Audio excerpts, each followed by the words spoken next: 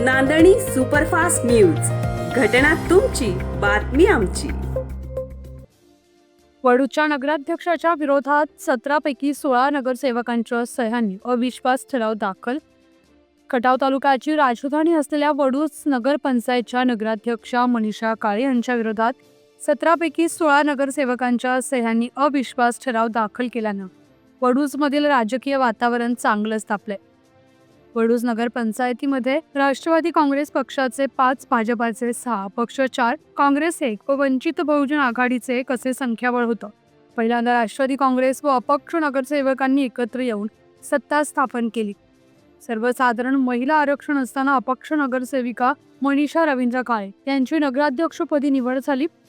सत्ता समीकरणामध्ये नगराध्यक्षपदाचा 1 वर्षाचा कार्यकाळ ठरला असताना राजीनामा न दिल्यानं राष्ट्रवादी व अपक्ष यांच्यात नाराजीचे सूर होते.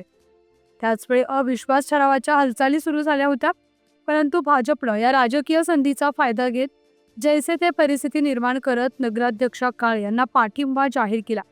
यावेळी देखील 1 वर्षाचा नगराध्यक्षपदाचा कार्यकाल समझोत्याअंतर्गत एकमुखी झाला होता, परंतु 2 वर्ष होऊनही राजीनामा न दिल्यानं आणि प्रत्येक नगरसेवकांच्या प्रभागात विकास कामाला अडथळे निर्माण केल्याच्या तक्रारी सुरूच होत्या. नगराध्यक्षांचा मनमानी कारभार, कोणत्याही नगरसेवकाला विश्वासात न घेता काम करण्याची पद्धत आणि वडूज शहराच्या विकासासाठी कोणती ठोस भूमिका घेत नसल्याच्या लेखी तक्रारी करत जिल्हाधिकाऱ्यांच्याकडे अविश्वास ठराव दाखल केला.